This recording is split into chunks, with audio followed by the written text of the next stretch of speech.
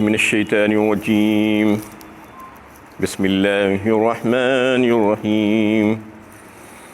ووقع القول علیہم بما ظلموا فہم لا ینطقون،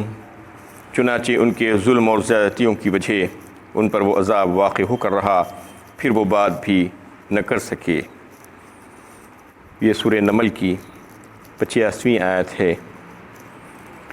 اس سے پہلے کی آیت میں یہ پیغام دیا گیا تھا کہ اللہ تعالیٰ بندوں سے سوال کریں گے اور پوچھیں گے کہ ہم نے جو کلام تمہارے لیے بھیجا تھا، جو پیغام تمہارے لیے بھیجا تھا، جو توحید کی باتیں تمہارے لیے بھیجی تھی، تم نے اس کا احاطہ نہیں کیا، تم نے اس کی علمی تحقیقات نہیں کی، تم نے اس کو سمجھا نہیں اور اس پر غور و فکر نہیں کیا۔ اس کی کیا وجہ تھی؟ تم کیا کرتے رہے تھے؟ یعنی تم نے ظلم کیا ہے، زیادتی کی ہے، اور جو ہے تم نے اس کو بے حیثیت سمجھا، اس کلام کو، اس لیے اس میں غور و فکر نہیں کیا۔ یہ ان تمام لوگوں کے لیے حجت بن جائے گا، یعنی قرآن اور اللہ کا کلام جو ہے اس سے بے پرواہی اور غفلت آج جو لوگ برت رہے ہیں، یعنی انسانوں کی اکثریت، ان کے خلاف یہ حجت بن جائے گا۔ ورنہ جو ہے قرآن ان کے حق میں حجت بنے گا۔ جو اہل قرآن ہیں، جو قرآن کو قریب سے بیٹھ کر سن رہے ہیں اور سمجھ رہے ہیں، اس پر غور و فکر کر رہے ہیں اور اس پر عمل کرنے کی جو کوشش کر رہے ہیں، ان کے حق میں حجت بن جائے گا۔ آج اس لیے اللہ تعالیٰ متنبہ کر رہے ہیں کہ دیکھو، اس کلام کو حقیر مت سمجھو اور اس کلام کو بے حیثیت مت سمجھو، بلکہ اس سے جڑ جاؤ اور لگ جاؤ، اور جو پیغام ہم نے بھیجا ہے اس پر غور و فکر کرو اور اس سے اپنی زندگی کو سنوارو۔ الم یروا انا جعلنا اللیل لیسکنوا فیہ والنہار مبصرا ان فی ذلک لآیات لقوم یؤمنون، کیا وہ ہماری اس قدرت کو دیکھ نہیں رہے تھے کہ ہم نے رات بنائی تاکہ وہ آرام و سکون حاصل کر سکیں، اور دن کو روشن بنایا۔ ان فی ذلک لآیات لقوم یؤمنون، ایمان والوں کے لیے رات دن کے مشاہدات میں حیات آخرہ کی کتنی نشانیاں ہیں۔ اس میں اللہ تعالیٰ نے اپنی ایک بڑی قدرت، جو روزانہ انسان اس پر سے گزرتا ہے، اس کا مشاہدہ کرتا ہے، لیکن ایسے ہی غفلت میں گزر جاتا ہے، اس کی طرف دعوت فکر دے رہے ہیں کہ دیکھو، دن اور رات کا آنا جانا جو ہے کتنا اہم ہے تمہارے لیے، تم دیکھ کر اس پر غور و فکر کرو کہ رات کو ہم نے تمہارے لیے سکون کا باعث بنایا۔ وَجَعَلْنَا نَوْمَكُمْ سُبَاتًا کہا، وَجَعَلْنَا اللَّيْلَ لِبَاسًا وَجَعَلْنَا النَّهَارَ مَعَاشًا۔ یہ سورہ نبا پارہ 30 میں اللہ تعالیٰ نے اس کا تذکرہ کیا ہے کہ رات کو ہم نے جو ہے انہیں سکون کا ذریعہ بنایا۔ سباتا کا جو لفظ آیا ہے وہ کاٹنے اور خطا کرنے کو کہتے ہیں،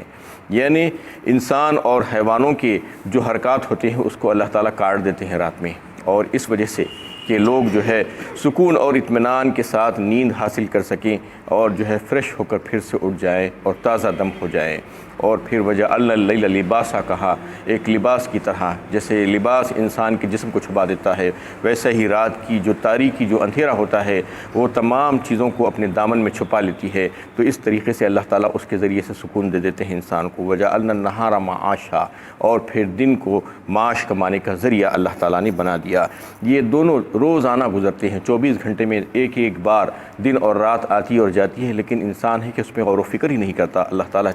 چاہتے ہیں کہ انسان ایک ایک چیز پر، اللہ کی قدرت کی نشانیوں پر غور و فکر کرے تو توحید اس کو سمجھ میں آ جائے گی۔ ان فی ذلک لآیات لقوم یؤمنون، ان تمام چیزوں میں نشانیاں ہیں ان لوگوں کے لیے جو یقیناً جو ہے جو ایمان لائے ہیں اور اللہ پر جو ہے یقین رکھنے والے جو لوگ ہیں۔ وَيَوْمَ يُنفَخُ فِي الصُّورِ فَفَزِعَ مَن فِي السَّمَاوَاتِ وَمَن فِي الْأَرْضِ إِلَّا مَن شَاءَ اللَّهُ وَكُلٌّ أَتَوْهُ دَاخِرِينَ، اور جس دن سور پھونکا جائے گا تو جو لوگ آسمانوں اور زمین میں ہیں سب کے سب گھبرا اٹھیں گے، سوائے ان کے جنہیں اللہ تعالیٰ نے محفوظ رکھنا چاہا، اور سب کے سب اللہ تعالیٰ کے سامنے سر جھکائے عاجزانہ حاضر ہوں گے۔ اس میں سور پھونکنے کا تذکرہ ہے۔ یہ وہی سور ہے جو اسرافیل علیہ السلام اللہ کے حکم سے پھونکیں گے قیامت میں، اور ایک زوردار آواز ہوگی جس کے آواز سے جو ہے سب کے سب بجھ جائیں گے اور مر جائیں گے۔ اس کے تعلق سے بعض حضرات اور مفسرین کا خیال ہے کہ یہ 3 بار ہوگا، اور سب سے پہلا جو ہوگا وہ فزیہ، جو اس میں لفظ آیا ہے، یعنی گھبراہٹ اور اضطراب اور پریشانی کا عالم جو ہوگا۔ پہلے سور پر انسان کو جو ہے گھبراہٹ ہو جائے گی، پریشانی اور ہیبت طاری ہو جائے گی، اضطراب کا کیفیت طاری ہو جائے گی، اور دوسرا سور جو ہوگا فصعق آیا ہے اس کے لیے لفظ، یعنی اس سے یا تو بے ہوش ہو جائیں گے یا مر جائیں گے سب کے سب، اور تیسرا سور جب پھونکا جائے گا تو اس وقت سب کے سب زندہ ہو کر اٹھ کر کھڑے ہو جائیں گے، حشر نشر کا جو سور ہوگا۔ لیکن صحیح روایات اور آیات سے جو ہے یہ بات ثابت ہوتی ہے کہ 2 ہی سور پھونکے جائیں گے۔ وَيَوْمَ يُنفَخُ فِي الصُّورِ فَصَعِقَ مَنْ فِي السَّمَاوَاتِ وَمَنْ فِي الْأَرْضِ إِلَّا مَنْ شَاءَ اللَّهُ۔ اور پھر جو ہے سورہ زمر میں اس کا تذکرہ آیا ہے، ثُمَّ نُفِخَ فِيهِ أُخْرَىٰ فَإِذَا هُمْ قِيَامٌ يَنظُرُونَ کہا اس کے بعد اسی آیت میں، یعنی جو ہے اس دن سور جو پھونکا جائے گا وہ پہلا سور جو ہوگا اس میں سب کے سب مر جائیں گے سوائے اس کے الا من شاء اللہ، جس سے اللہ تعالیٰ چاہے۔ اللہ تعالیٰ کس کو جو ہے اس سے بچائے رکھیں گے؟ جو استثنائی جو صورتیں ہوں گی، اس میں بعض حضرات کی رائے ہے کہ وہ شہداء اور انبیاء ہوں گے جو اس سے محفوظ رہیں گے، اور بعض حضرات کہتے ہیں کہ فرشتے ہوں گے، حضرت جبرائیل، حضرت میکائیل، حضرت اسرافیل اور حضرت عزرائیل علیہ السلام، یہ فرشتوں کو اللہ تعالیٰ محفوظ رکھیں گے۔ اور بعض کی رائے ہے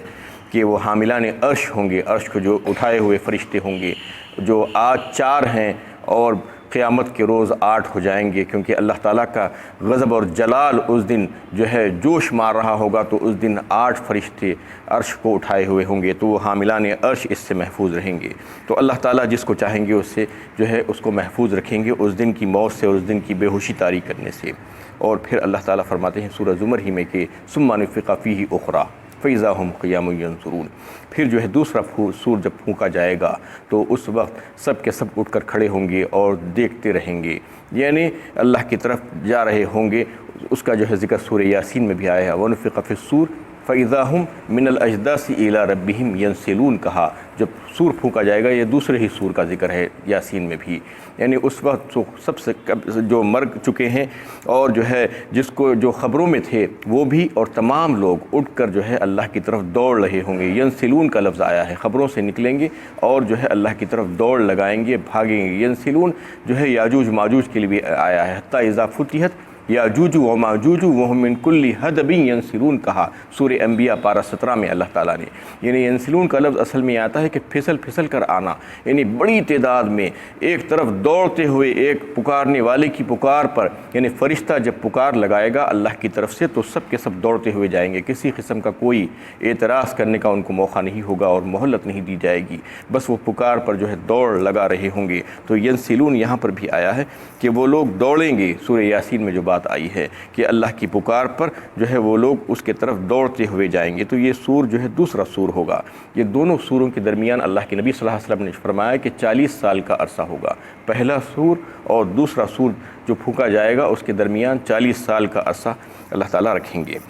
الا من شاء اللہ وکل اتوہ داخرین، سب کے سب اللہ تعالیٰ کے سامنے سر جھکائے عاجزانہ حاضر ہوں گے، یعنی نظریں پست ہوں گی اور عاجزانہ ہوں گی، کسی کو مجال نہیں ہوگی کہ نظر اٹھا کر بات کر سکے اور اللہ کی مرضی کے بغیر منہ کھول سکے اور اس سے کچھ کلام کر سکے۔ وَتَرَى الْجِبَالَ تَحْسَبُهَا جَامِدَةً وَهِيَ تَمُرُّ مَرَّ السِّحَابِ، اور آپ پہاڑوں کو دیکھ کر سمجھتے ہیں کہ وہ اپنی جگہ کھڑے ہیں، ذرا حرکت نہیں کرتے، مگر اس دن وہ بادلوں کی طرح اڑتے پھریں گے۔ آج پہاڑوں کے بارے میں انسان کا خیال ہے کہ بڑے ہی مضبوط ہیں اور جڑے ہوئے ہیں، زمین سے جمے ہوئے ہیں، اور اس کا کیا ہوگا اس کے بارے میں جو ہے فکر مند رہتا ہے انسان، لیکن قیامت میں اس کو بھی اللہ تعالیٰ اڑا دیں گے۔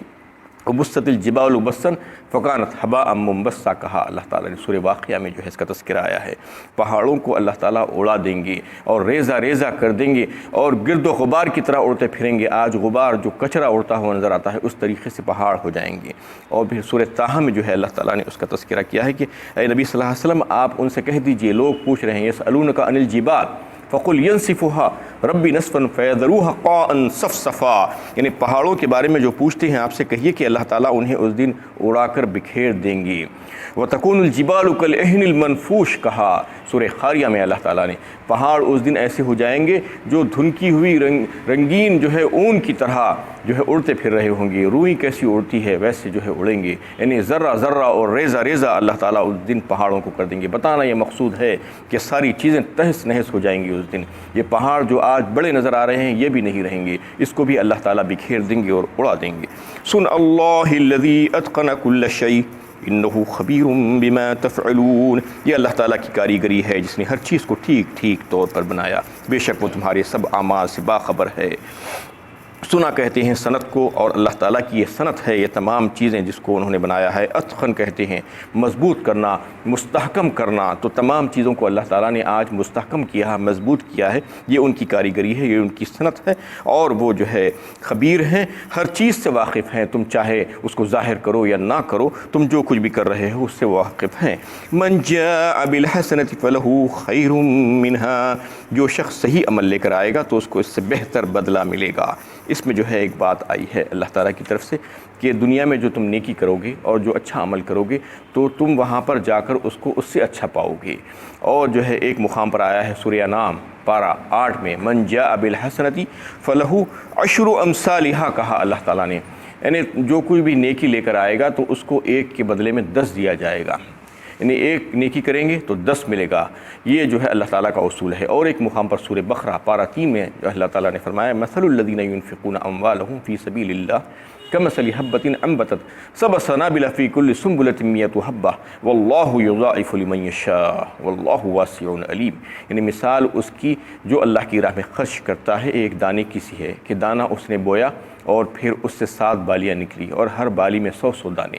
یعنی اس کا مطلب یہ ہے کہ 700 ایک لگانے پر 700 دیا جائے گا۔ واللہ یضاعف لمن یشاء، اور پھر اس سے بھی زیادہ ہو سکتا ہے۔ اللہ تعالیٰ تو واسع علیم ہے کہا اس کے بعد، یعنی کوئی یہ نہ سمجھے کہ اتنا زیادہ کیسا ہو سکتا ہے۔ اللہ تعالیٰ بڑی وسعت والے ہیں اور علم والے ہیں، تو 700 گنا یا اس سے بھی زیادہ۔ تو اس میں 3 باتیں آئی ہیں کہ ایک تو یہ کہ جو ہے جو لاؤ گے اس سے زیادہ ملے گا، اور پھر سورہ انعام میں جو لاؤ گے اس کا 10 گنا ملے گا، اور پھر سورہ بقرہ میں یہ کہ 700 گنا ملے گا یا اس سے بھی زیادہ ملے گا۔ تو یہ جو ہے کیسا ملے گا، اس کے بارے میں جو ہے ایک بات یہ ہے کہ بعض لوگوں کے لیے تو یہ ہوگا کہ بد نصیب ہوں گے وہ لوگ کہ نیکیاں کر کے یہاں سے جائیں گے، لیکن وہاں پر جانے کے بعد ان کو کچھ بھی نہیں ملے گا، ان کی نیکیاں غارت ہو جائیں گی اور جو ہے وہ حبط کر لی جائیں گی۔ وہ کون لوگ ہوں گے وہ بد نصیب؟ وہ لوگ ہوں گے جن کا ذکر جو ہے کئی صورتوں میں آیا ہے اور احادیث متواترہ میں آیا ہے کہ وہ لوگ نیک عمل کرتے ہیں اور نیک عمل کرنے کے بعد لوگوں پر احسان جتلاتے ہیں، ایذائیں پہنچاتے ہیں، تکلیفیں پہنچاتے ہیں، ان کو حقیر اور ذلیل سمجھتے ہیں،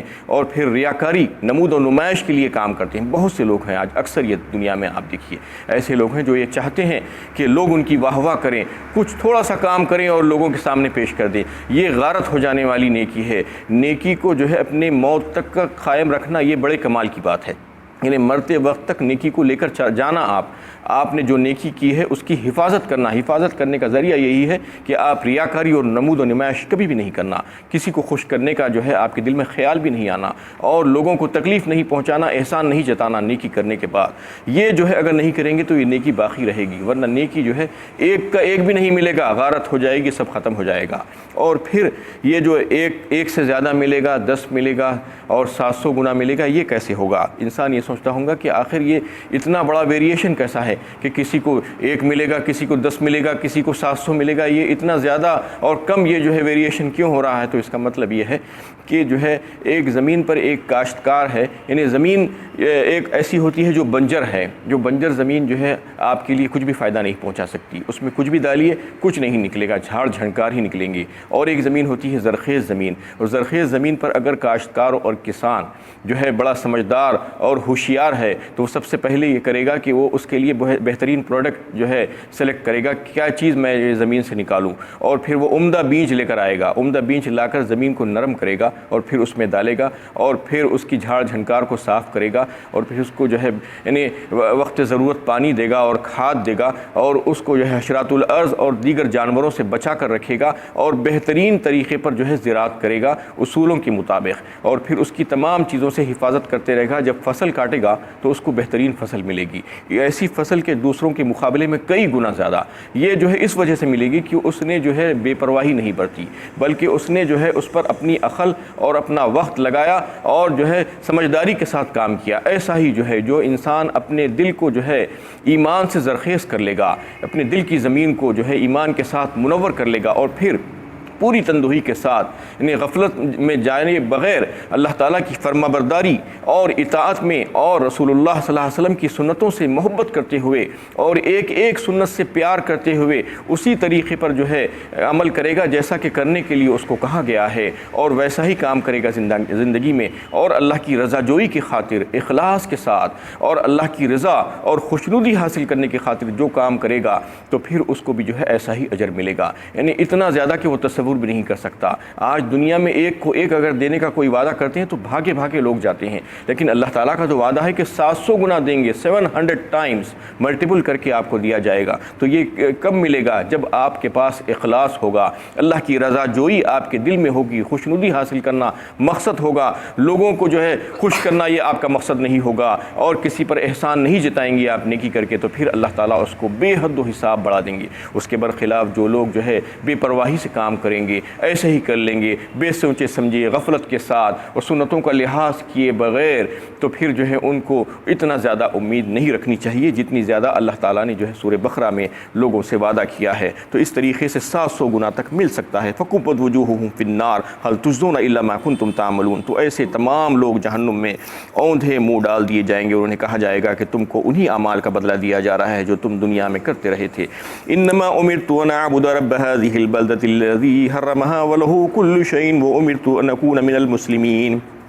کہیے مجھے تو یہی حکم دیا گیا ہے کہ میں اس شہر کے مالک کی عبادت کروں جس نے اسے محترم قرار دیا ہے اور ہر چیز اسی کے اختیار میں ہے، اور مجھے حکم دیا ہے کہ میں اسی کا فرما بردار بنا رہوں۔ وَأَنْ أَتْلُوَ الْقُرْآنَ فَمَنِ اهْتَدَىٰ فَإِنَّمَا يَهْتَدِي لِنَفْسِهِ وَمَنْ ضَلَّ فَقُلْ إِنَّمَا أَنَا مِنَ الْمُنذِرِينَ۔ اور یہ بھی کہ قرآن پڑھ کر سنایا کروں، جو شخص راہ راست اختیار کرے گا تو اس کا فائدہ اسی کے لیے ہوگا، اور جو گمراہی اختیار کرے گا تو کہیے کہ میں تو صرف انجام آخرت سے ڈرانے والوں میں سے ہوں۔ وَقُلِ الْحَمْدُ لِلَّهِ سَيُرِيكُمْ آيَاتِهِ فَتَعْرِفُونَهَا وَمَا رَبُّكَ بِغَافِلٍ عَمَّا تَعْمَلُونَ۔ اور کہیے ساری خوبیاں اللہ تعالیٰ ہی کے لیے ہے، وہ تم کو عنقریب اپنی نشانیاں قیامت کے واقعات دکھائے گا تو تم انہیں پہچان لوگے، اور جو کچھ تم کام کر رہے ہو تمہارا پروردگار اس سے بے خبر نہیں ہے۔ وآخر دعوانا ان الحمد للہ رب العالمین۔